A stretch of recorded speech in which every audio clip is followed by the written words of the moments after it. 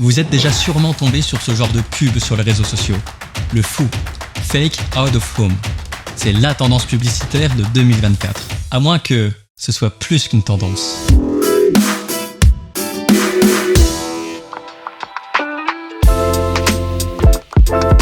Ça va, et toi ?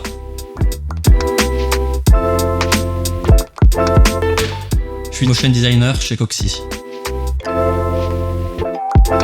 Ouais, le principe du fou, c'est de mettre en scène une marque dans un espace public, sauf que ce n'est pas réel, c'est de la 3D incrustée sur une vidéo.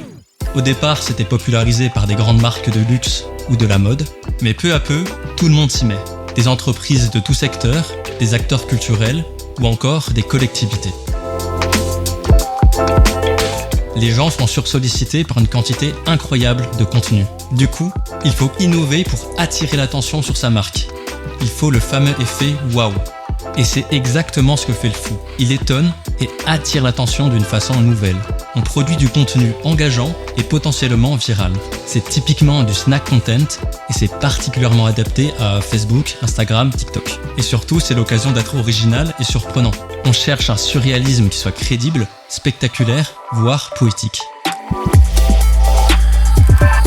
Ouais, et c'est justement là que c'est intéressant.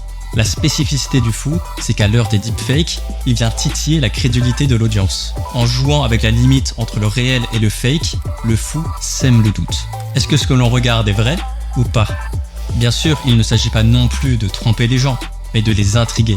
Il faut donc assumer le surréalisme et ne pas hésiter à exagérer. Eh bien, détrompe-toi. Certes, c'est de la 3D.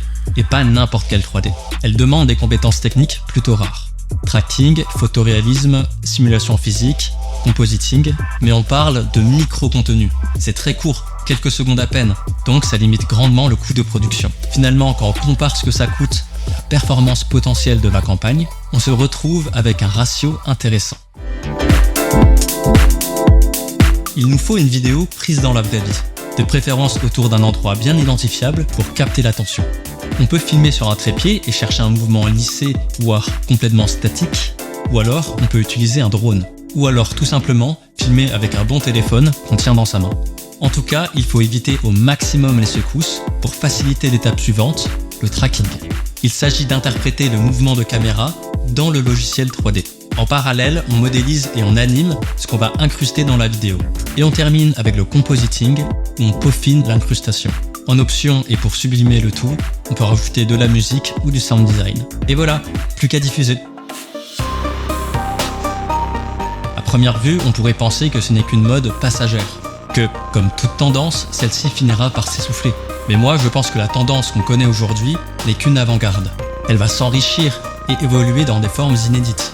Le fou popularise la 3D comme une technique de communication polyvalente et puissante. Il élargit de façon permanente le champ des possibles. Il montre de nouveaux moyens d'expression et renouvelle le monde de la com.